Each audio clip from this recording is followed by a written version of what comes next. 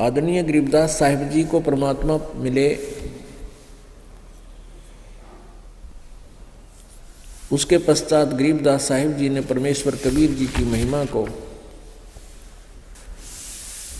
परमात्मा कबीर जी द्वारा दिए गए ज्ञान को अपनी अमृतवाणी के द्वारा बहुत ही अच्छे शब्दों में वर्णित किया है। उसको पढ़कर सुनाते हैं आपको। परमात्मा की महिमा भी साथ साथ आपको सुनाएंगे।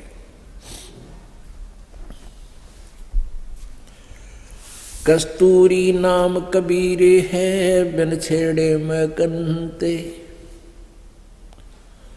आद अंत की कहते हूँ पटतर कोई न संत। चितानंद चंदन कला अवगत लहर उठंत, जिन आकार अजोख पदवो त्रिकुटी में दीखंत। ग्रीब नैनो मद निरखत रहे अवगत नाम कबीर, बेड़ा पार लगाए हों सुरत सरोवर तीर। ग्रीब नैनो बीच कमल है उज्ज्वल हिरंबर धाम, शेष शेष पुनरटत है जिन्होंने पाया वह राम। ग्रीब शेष 88 ना गए 2400 पर चोख, 3300 पर तलब है कोई बकरा कोई बोक। ग्रीब शेष 88 5 में 2500 को पूछ, ये तो अस्थिर है नहीं कि बे मुकाम के बेकूच। ग्रीब 10वां तो अवतार है हिमालय का नीर, बोतक गोते खावेंगे सतगुरु कहे कबीर। ना सतगुरु जननी जन्या जाके माने बाप, पिंड ब्रह्मंड से रहित है नावा तीनों ताप। शब्द संदेशा कहते हूँ बिन बिन भेद विचार, इसको माया जानियो 9 अवतार। ग्रीब कृष्ण कन्हैया राम हैं बलि 52 अवतार, हिरण्यकुश नरसिंह है ये माया विस्तार। ग्रीब वो तो अचल अनूप है नूरी दे शरीर, ये करता हो अवतरे माया के रघुवीर। ग्रीब धरता को करता कहें बड़ा अंदेशा मोहे, पारस पद भेंट्या नहीं जिसको कहिए लो। ग्रीब लोक अलोक द्वीप सब पूर्ण पद प्रकाश, धोल धरनी सब जावेंगे थिर रहसी आकाश। आकाश नाश में है नहीं और सब का नाश, शब्द अतीत सुबाने है तिथि बारन 12 मास।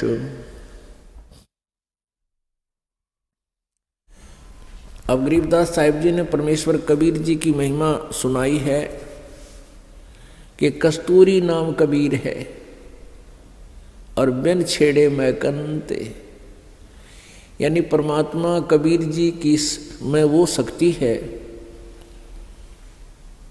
उसकी शरण में आने के बाद इस प्राणी को स्वतः ही उसके सुख प्राप्त होने शुरू हो जाते हैं। जैसे कस्तूरी के अंदर से अपने आप महक निकलती रहती है, इस प्रकार परमात्मा की शक्ति का आभास आप जी को रह रह कर होता रहेगा जब आप इसकी शरण में आ जाओगे। अब एक और खास बात कही है परमात्मा की प्यारी आत्मा गरीबदास जी ने,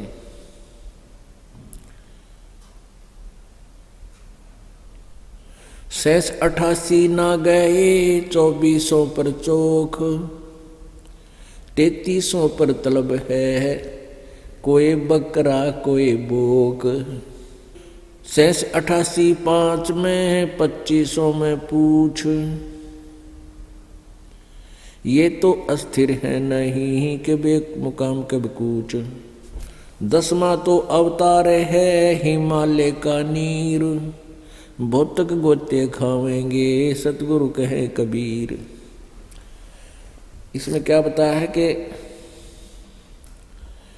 88,000 ऋषि और ये 24 अवतार आप जी मानते हो, जैसे हिंदू धर्म के अनुसार 24 अवतार माने जाते हैं, जो आ चुके हैं, जो अपनी लीला कर चुके हैं। और 25वां निकलंक नाम से कलयुग के अंत में आवेगा, निकलंक नाम से।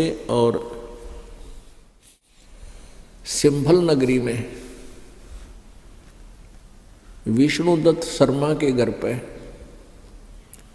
उसका जन्म होगा और फिर वो अपनी लीला करेगा। तो क्या बताते हैं कि ये सभी अवतारगण वहाँ से परमात्मा रूप धारण करके आते हैं, परमात्मा की कुछ शक्ति लेकर आते हैं, उनको कुछ पावर दे देता है ये काल,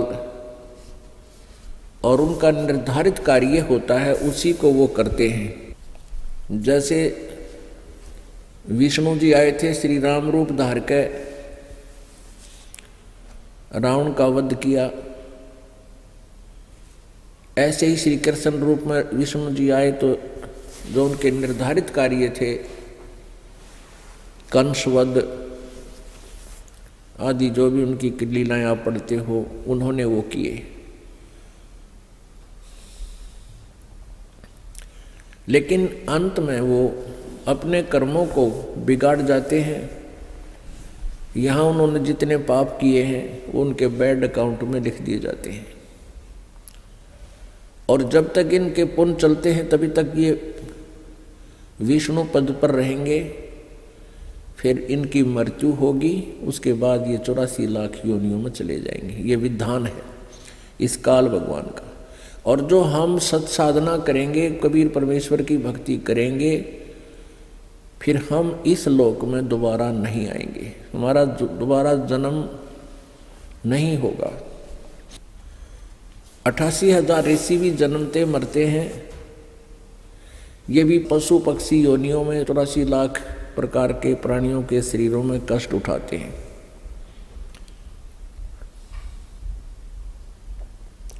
इनको भी पूर्ण मोक्ष प्राप्त नहीं है। फिर कहते हैं शब्द संदेश ना सतगुरु जननी जन्या जाके माने बाप। कबीर परमेश्वर जी के विषय में गरीबदास साहिब जी कह रहे हैं कि ना तो कबीर परमेश्वर किसी माँ से जन्म लेते हैं और उनका कोई माता पिता नहीं है, और उनका शरीर हमारे जैसा नहीं है। वो इस ब्रह्मांड के सभी ब्रह्मांडों के पार शतलोक में रहते हैं, जहाँ पर किसी प्रकार का कोई कष्ट नहीं है, जहाँ प्रभु रहते हैं।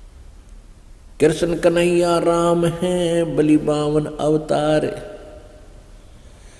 हिरणाकुश नरसिंह है सब माया विस्तार। ये कृष्ण कन्हैया राम बलि बामन, ये बावना बनकर आए थे भगवान। और बलि जिसने 100 अश्वमेघ करनी ठानी थी और बावना रूप धारण करके भगवान आए थे। अब क्या बताते हैं परमात्मा के, आप जी सतलोक से चलकर आगे यहाँ आकर के आपने इतने कर्म बिगाड़ दिए, इतने पाप इकट्ठे कर दिए, आप इतनी गिरावट में आ गए। आप हंस से और जीव संज्ञा में आ गए। क्या बताते हैं, लाल से हीरा भया, हीरे से भया मोती, मोती से शीशा भया जब बिसरा जात रुगोत। सोने से चांदी भया, चांदी से भया रूप, रुपये से शीशा भया जाना नहीं स्वरूप। गृहदस्त भया तांबा भया, योमन हो गया रांग, शब्द मैल जाना नहीं नायक धारा सांग। पीतल से कांसा भया, कांसे से भया लो, लोहे से माटी बया जब व्याप्या दिल धरो। कौडी से कौडी गिट्टी श्रृंखले दरियाओं की झाल। इन बातों क्या पाई ये कर गुरु नजर निहाल। 14वें पुर की कहूँ 15वें पुर मेल। 16वें पुर सिंधु है मान सरोवर खेल। अब क्या बताते हैं कि आप जी जब सतलोक से आए उस समय लाल थे, हंस थे, अच्छी व्यक्ति थी, किसी को दुख नहीं देते थे, प्यार से रहते थे। आप जी को काल ने पहले स्वर्ग में रखा, महास्वर्ग में रखा, फिर महास्वर्ग से आपको नीचे स्वर्ग में ले आया आपके, क्योंकि पुण्य अक्षीण होते रहे। और फिर आप जी को नीचे पृथ्वी पर पटक दिया, यहाँ आपको सजा रूप में छोड़ दिया। यहाँ कोई सुविधा नहीं, वर्षा आवे वर्षा आ जाएगी, ओले गिरे ऊपर से ओले सिर फोड़ देंगे, आंधी तूफान आवे आ जाएगी। आप जी ने स्वयं ही यहाँ कुछ सुविधाएं बना ली, जैसे किसी ने झोंपड़ी डाल ली, कोई गुफा खोद ली, फिर मकान बनाने लग गए। तन पर कपड़े नहीं थे, अब पर जुगाड़ जुगड़ जोड़ के शरीर ढकने की व्यवस्था बना दी।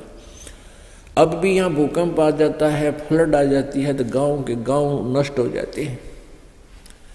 ऐसे गंदे लोक में, ऐसे गंदे स्थान पर हम यहाँ रह रहे हैं और हम यही रहना चाहते हैं। हम ना मरना चाहते हैं और कितना दुख आ जाए हम मृत्यु नहीं चाहते। कहने का भाव ये है कि हम उस वास्तविक स्थान को भूल के काल के जाल में फंस के अपने जो पुण्य थे उनको बर्बाद कर चुके हैं और हम यहाँ भटक रहे हैं। उसके विषय में बता रहे हैं कि सोने से चांदी भया, चांदी से भया रूप, रुपए से शीशा भया, जाना नहीं स्वरूप। जस्त भया यानी ये जो है सिल्वर होता है ना, उससे जस्त भया, फिर तांबा भया और तांबे से भया रांग, यानी इतनी गिरावट में आ गया, इतनी कमजोर संस्कार हो गए आपके। आपने शब्द मैल जाना नहीं, नाहक धारो सांग। ये ऊपर हमने सवांग बना रखा हमारे, कोई कुत्ता बन गया। जैसे आपने देखे होंगे ना, सवांग करते, सांगी करा करते, सवांग लड़के का रूप धारण कर लेते, लड़का ही लड़की बनकर खड़ा हो जाता, सवांग बना लेता। और सवांग में व्यक्ति राजा का रूप वेशभूषा बनाकर, राजा जैसे वेशभूषा पहनकर राजा का रोल करता है। कहते तुम यहाँ फिर एक सांग बन गया, सांग निकल गया तुम्हारा। कोई कुत्ते का सांग कर रहा है, कोई गधे का सांग कर रहा है, कोई पशु बन गया, कोई पक्षी बन गया। ऐसी दुर्गति होगी आपकी। उसके लिए क्या बताते हैं कि परमात्मा की भक्ति करो, उस पूर्ण ब्रह्म की साधना करो। घट में शोक सिलसिला, ये सूतक बढ़ा अंधेरे, ये दम गिनती के दिए, फेर सके तो फेर। ग्रीवजित से तीदम ऊचरे, वहीं ठोर तू खोज, हंस लोक को चालिए, बनमत भरम रोज। बांका पड़दा मैल का, कोई न जाने बेव, बिन सतगुरु क्यों पाइए, वो अटक रहा सुख देव। अपने आत्माओं, आप जी सतयुग से आज तक का हिसाब लगाइए। आप जी का जन्म सतयुग में भी हुआ है और सतयुग के अंदर आपकी आयु 1 लाख वर्ष थी और उस समय बहुत यहाँ पर सुविधा सुख था। सबसे पहला तो ये था कि अकाल नहीं गिरा था, दूसरा ये था कि शरीर स्वस्थ रहता था, घने बाग बगीचे, जंगल, फलदार वृक्ष, सुगंधित फूलदार पेड़ पौधे बहुत ही अपने आप ऑटोमेटिकली परमात्मा की कृपा से सतयुग में ऐसी व्यवस्था होती है। शुद्ध प्रदूषण नहीं होता, शरीर मजबूत होता है, लंबी लंबी बहुत ही लंबा, क्योंकि प्रदूषण के प्रभाव से वायुमंडल में हमारे ऊपर दबाव बढ़ता जा रहा है और खान पान कमज़ोर हो गया, इसलिए हमारा शरीर का साइज कम होता जा रहा है। और पहले प्रदूषण था नहीं, वायुमंडल का इतना दबाव नहीं था, शुद्ध हवा थी, बहुत ज़्यादा वन थे, ऑक्सीजन की कोई कमी नहीं थी, तो अच्छा आहार था, मजबूत शरीर था, लंबे लंबे सैकड़ों फुट ऊंचाई मनुष्य की होती थी मानव शरीर की, और लाखों वर्ष जीवन होता था। पिता से पहले पुत्र की मृत्यु नहीं होती थी, क्योंकि पुत्र बड़े वफादार और आज्ञा के पालन करने वाले होते थे। और पुत्र की मृत्यु, ऐसे प्यारे पुत्र की मृत्यु हो जाए तो पिताजी जो है बहुत दुख पाता था। तो उसमें पिता से पहले पुत्र की मृत्यु नहीं होती थी, क्योंकि ऐसे शुभ संस्कारी प्राणियों का जन्म सतयुग में होता है। और पत्नी जो है कभी विधवा नहीं होती थी, स्त्री विधवा नहीं होती थी। और फिर क्या हुआ कि हमने भक्ति ठीक करी को ना, जैसे आप जी हो, अब आप जी अब धीरे धीरे परमात्मा की कृपा हो रही है, कई लाखों की संख्या में आप हो गए हो और आप जी साधना कर रहे हो। पहले परमात्मा कबीर जी आए थे, 64 लाख शिष्य हुए थे कबीर परमेश्वर जी के, और उन 64 लाख को परमात्मा ने सत भक्ति करवाई थी। लेकिन हम परमेश्वर को पहचान नहीं सके, क्योंकि हम अशिक्षित थे, हम सदग्रंथों से परिचित उस समय थे नहीं, जिस कारण से हम अपने भगवान को ना पहचान कर उनसे दूर हो गए। कबीर परमेश्वर जी आए तो उस समय वो ज्ञान सुनाया करते थे। ज्ञान सुनने के लिए बहुत से लोग एकत्रित हो जाते थे। परमेश्वर कबीर जी कहीं भी खड़े हो जाते थे, अपने आप आवाज़ लगानी शुरू कर देते थे। परमेश्वर की सुरीली आवाज़ सुनकर, और इस वाणी के अंदर परमात्मा की जो अमृत वाणी है, ये अमर ज्ञान है, मूल ज्ञान है, इसमें बड़ी कसक है, ये आत्मा को झंझोड़ देती है। परमात्मा के शब्द दोहे आप पढ़ कर देखो, अपने आप कसक बनती है, खिंचाव बनता है। तो ऐसे परमेश्वर खड़े होकर के कबीर जी कहीं पर भी अपने आप बोलने लग जाते थे, उच्चारण करने लग जाते थे इन वाणी को, ऊंचे स्वर में आवाज़ लगा लगा के। तो ऊंची आवाज़ से कोई बोलता है तो प्रत्येक व्यक्ति, आने जाने वाला भी कोई हो, उसका भी अट्रैक्शन होता है कि कौन बोल रहा है, क्या कह रहा है, सुने इसके पास चल के। तो ऐसे कई सैकड़ों की संख्या में लोग जमा हो जाया करते थे, और परमात्मा 2-2 घंटे सत्संग खड़े खड़े बोलते रहते थे। ऊंची आवाज़ उसकी, परमात्मा की लीला, कितने भक्त क्यों ना होते, उसी को स्पष्ट सुनाई देता था। कुछ लोग तो उनकी कृपा से जो वहाँ एकत्रित होते थे, परमात्मा विशेषकर वहाँ जाते थे, जैसे कोई धार्मिक अनुष्ठान हो रहे हों, धार्मिक मेले लगते हों तीर्थों पर, मंदिरों के आसपास, तो वहाँ लोग दुखी जाते थे, मन्नत मानने जाते थे, और कोई 10-10 चक्कर लगा लेता था तो भी राहत नहीं मिलती थी, और परमात्मा के दर्शन मात्र से ही बहुत से स्वस्थ हो जाते थे। इस प्रकार मालिक की शरण में लोग आने लगे।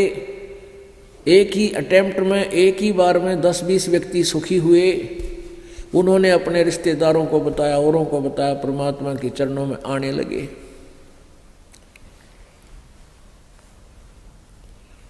और इस प्रकार लाखों की संख्या में कबीर परमेश्वर जी के अनुयायी बन गए।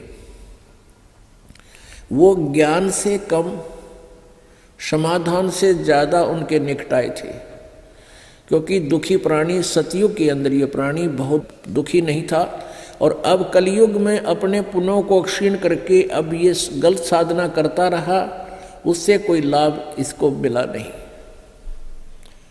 अब ये कलयुग में आकर के बिल्कुल पुण्यहीन हो गया, और पुण्यहीन होने से आपदाएं आपत्तियां, शारीरिक कष्ट, मानसिक परेशानी अत्यधिक बढ़ गई है।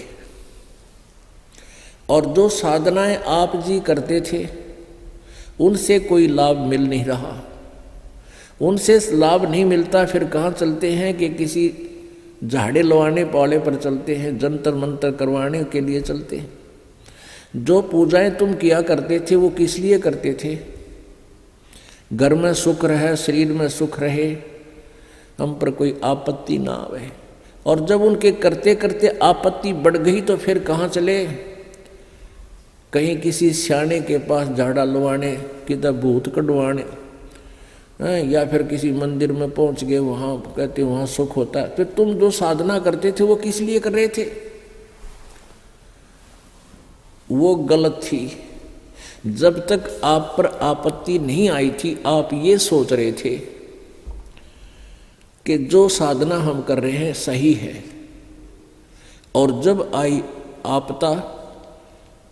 आपत्ति आई तो उसने कोई राहत नहीं दी, फिर आप दौड़ने लगे, इधर उधर भागे। तो परमेश्वर कहते हैं अपनी वाणी में, पर्वत पर्वत में फिरा, कारण अपने राम, राम जैसे संत मिले, जिन सारे सब काम। यानी परमात्मा के लिए पर्वत पर्वत पर को जहाँ भी किसी ने बताया, जंगल में, झांखाड़ों में, गुफाओं में, मंदिरों में परमात्मा की खोज में गए, वहाँ कोई राहत मिली नहीं, तो संत मिले जो परमात्मा जैसे संत मिल गए, और उन्होंने फिर सब सुख दिए, सब काम हमारे ठीक हुए, हमारे कार्य सिद्ध हुए,